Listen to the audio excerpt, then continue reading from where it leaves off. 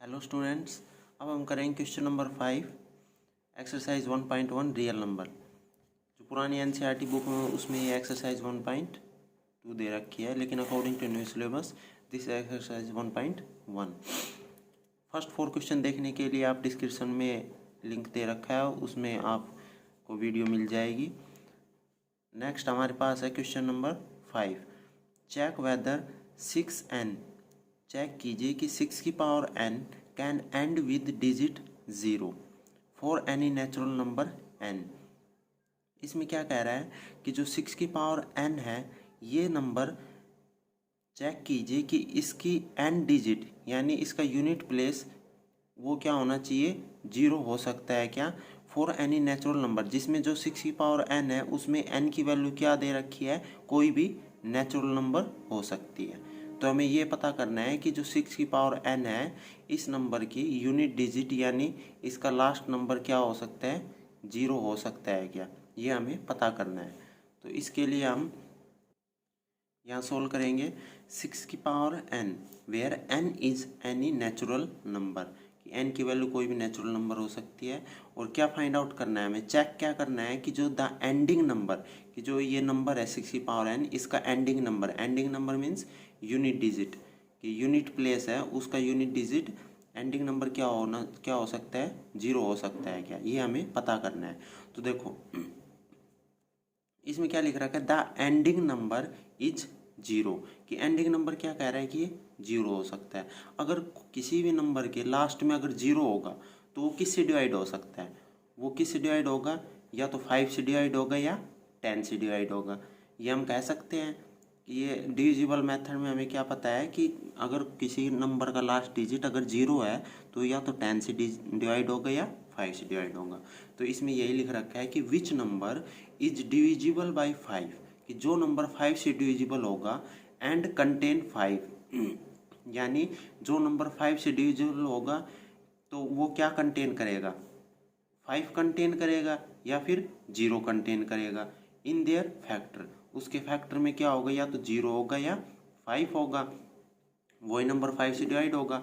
लेकिन अब हम 6 की पावर n इस नंबर में देखते हैं। इसमें देखो 6 को क्या लिख सकते हैं, 2 × 3, 2 3 जा 6, ठीक है, 2 3 जा 6, और इसकी पावर क्या है n, तो 6 को हमने ये लिख दिया। अब देखो 2 की पावर n × 3 की पावर n, पावर अलग हो गई, 2 के ऊपर n लगा दी और 3 के ऊपर पावर लगा दी।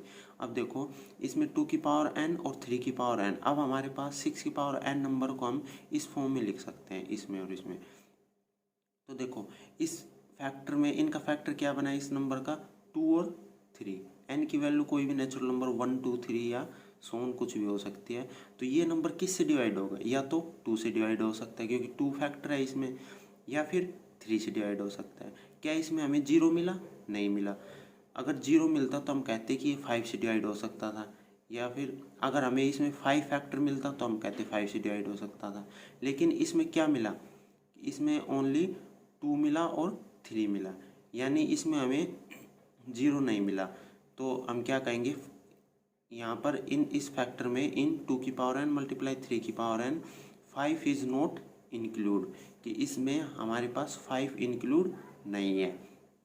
तो हम क्या कह सकते हैं कि 6 की power n can not end with 0 for any natural number. तो 6 की पावर n का लास्ट नंबर एंड नंबर 0 नहीं हो सकता, not end with 0 for any natural number N कोई भी अगर कोई नेचुरल नंबर होगा, ठीक है।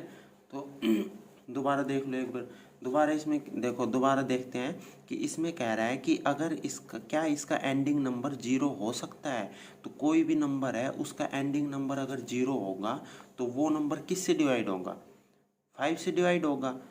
अगर 5 से डिवाइड हो रहा है कोई नंबर तो उसके फैक्टर में 5 होना चाहिए and contain 5 in their factor, तो उसके फैक्टर में क्या होगा, 5 भी इंक्लूड होगा।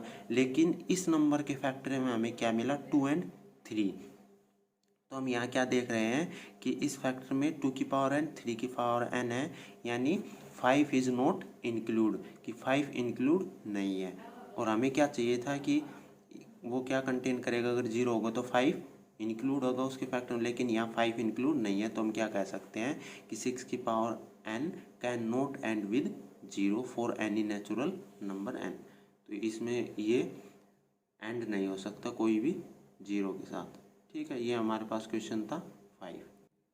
अब हमारे पास क्वेश्चन 6 है, explain why 7 multiply 11 multiply 13 plus 13 and 7 multiply 6 multiply 5 multiply 4 multiply 3 2 and 1 plus 5 are composite number.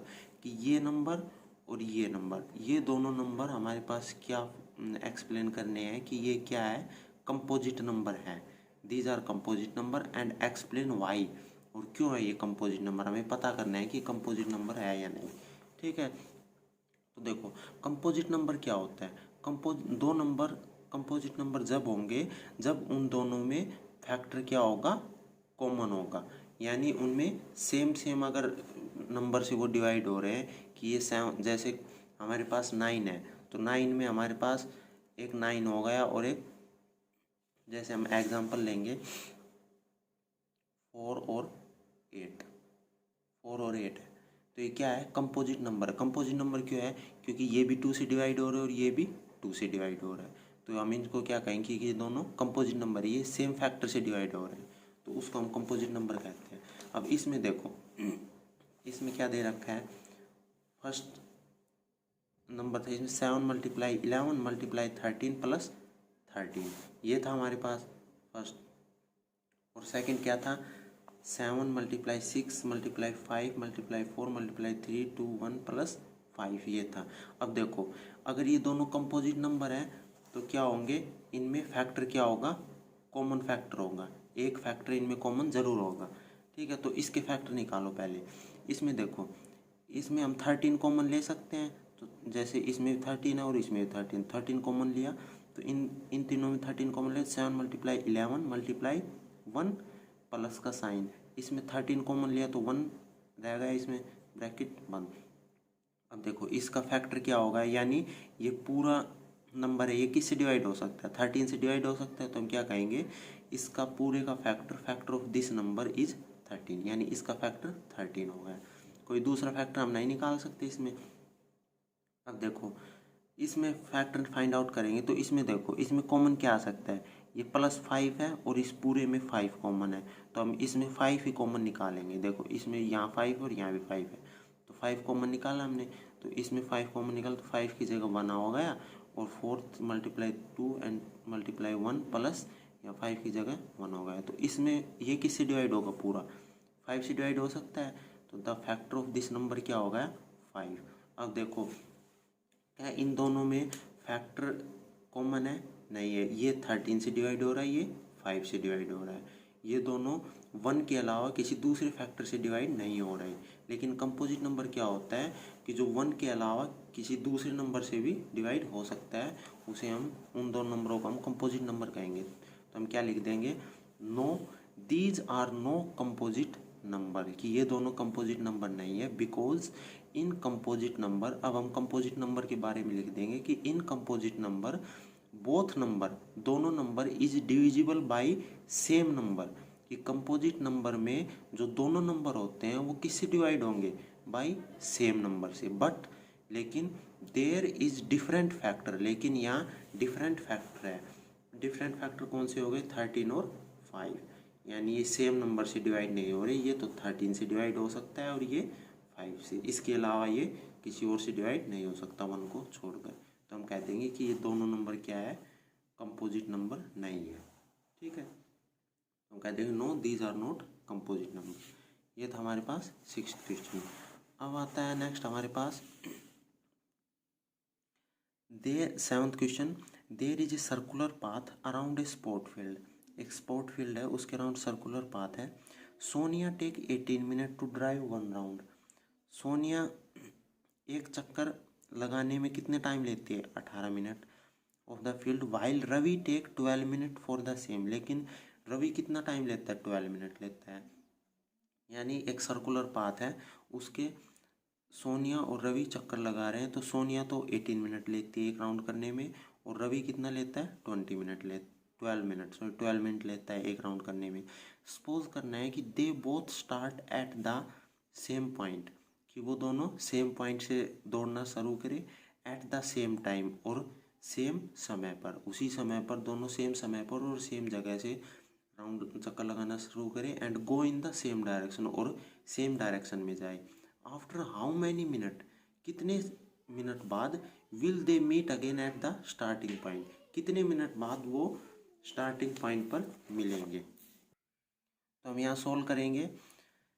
इसमें क्या दे रखा था कि Sonia take total time for 1 round. Sonia कितना समय ले रही थी, 18 minute. And Ravi take total time for 1 round, Ravi कितना ले रहा था, ये ऐसे कर दिया, इसका मतलब ये ऊपर वाला ही नीचे सेम लिख रखा है, इक्वल टू 12 मिनट। रवि कितना टाइम लेता है, 12 मिनट, सोनिया 18 मिनट। अब देखो ये कह रहा था कि एक ऐसे ग्राउंड था, उसमें सोनिया और रवि सेम जगह से और सेम टाइम पर ऐसे चक्कर लगाना शुरू करते हैं। तो ये पूछ रहा है कि कितने समय बाद दोनों आपस में भागना स्टार्ट करते हैं, तो कितने समय बाद ये इसी पॉइंट पर आकर मिलेंगे, अगर ये सेम समय पर भागना स्टार्ट करते हैं। तो इसके लिए अगर ऐसे कोई क्वेश्चन दे दे कि ये ऐसे सेम समय पर भागना स्टार्ट करते हैं, कितने समय में मिलेंगे और कितने समय में पूरा चक्कर करेंगे दोनों मिलकर, तो उसमें हम क्या फाइंड आउट करते हैं, एलसीएम फाइंड आउट करते हैं। तो देखो इसमें क्या दे रखा है, 18 मिनट एंड 12 मिनट। तो हम 18 और 12 का एलसीएम फाइंड आउट करेंगे। तो 18 का फैक्टर निकालेंगे हम, 2 9 जा 18, 3 3 जा 9, 3 1 जा 3। 12 का फैक्टर फाइंड आउट करेंगे, 2 6 जा 12, 2 3 जा 6 एंड 3 1 जा 3। तो 18 का फैक्टर लिख लिया हमने, 2 3 एंड 3, ये दे रखा है 2 3 एंड 3। एंड 12 का फैक्टर फाइंड आउट कर लिया, 2 3 2 2 एंड 3, 2 मल्टीप्लाई 3, ये हमने लिख लिया। अब एलसीएम कैसे फाइंड आउट करते हैं, एचसीएफ तो क्या होता है, दोनों में कॉमन होता है। तो अगर हम वैसे देखें तो एचसीएफ देखो कैसे, अगर मैं कहूँ एचसीएफ निकालो तो एचसीएफ कैसे निकालोगे, इसमें देखो कॉमन क्या है, इसमें 2 कॉमन है और 3 कॉमन है, तो एचसीएफ तो 2 3 जा 6 हो गया। लेकिन हमें फाइंड आउट क्या करना है, एलसीएम। तो एलसीएम कैसे निकालेंगे, पहले इसके सारे फैक्टर लिख लेंगे। तो इसके लिखो सारे फैक्टर, 2 मल्टीप्लाई 3, ये लिखेंगे यहाँ पर 2 मल्टीप्लाई 3 मल्टीप्लाई 3। ये पहले ये फैक्टर लिख लिया हमने। एलसीएम में पहले क्या कर लेंगे, जो बड़ा वाला होता है वो पहले पूरा फैक्टर लिख लेंगे। देखो इसमें 2 3 एंड 3, ये हमने लिख लिया। इसमें तो दोनों में 3 3 फैक्टर है, तो कोई भी पहले लिख सकते हैं हम, तो ये लिख लिया। अब देखो, अब इसमें ये वाले फैक्टर भी आने चाहिए, तो देखो 2 आ रहा है, ये आ रहा है। अब एक 2 तो आ गया, अब दूसरा 2 इसमें नहीं है, तो इसके लिए हम दूसरा 2 लिख लेंगे। अब 3 है इसमें, हाँ 3 है, तो हमें दोनों फैक्टर इसमें मिल गई, तो हम कह देंगे ये क्या हो गया, एलसीएम हो गया। 2 मल्टीप्लाई 3 मल्टीप्लाई 3 मल्टीप्लाई 2। अब इनको मल्टीप्लाई करेंगे तो क्या आएगा, 36। तो हमने एलसीएम निकाल लिया। तो क्वेश्चन में क्या कह रहा था, कितने समय में वो आपस में एक राउंड पूरा करके उसी पॉइंट पर मिलेंगे। तो क्या कहेंगे हम, so they meet again in 36 minute, कि ये स्टार्टिंग पॉइंट पे कितने समय बाद मिलेंगे। जो हमने स्टार्टिंग पॉइंट लिया था, ये ऐसे राउंड करके कितने समय बाद इसी स्टार्टिंग पॉइंट पर दोनों आकर रुकेंगे, तो कितना टाइम लेंगे, 36 minute. They meet again in 36 minute, 36 minute में ये उस पर आकर स्टार्टिंग पॉइंट पर मिलेंगे। तो ये थी हमारे पास 7th क्वेश्चन। ये हमारी एक्सरसाइज 1.1 ये कंप्लीट हो गई है। ठीक है, thanks for watching my video. अगर आपने चैनल सब्सक्राइब नहीं किया तो चैनल को सब्सक्राइब कर ले, जिससे आने वाली वीडियो सबसे पहले आपके पास पहुंचे, और बेल आइकन को प्रेस कर ले। Thank you.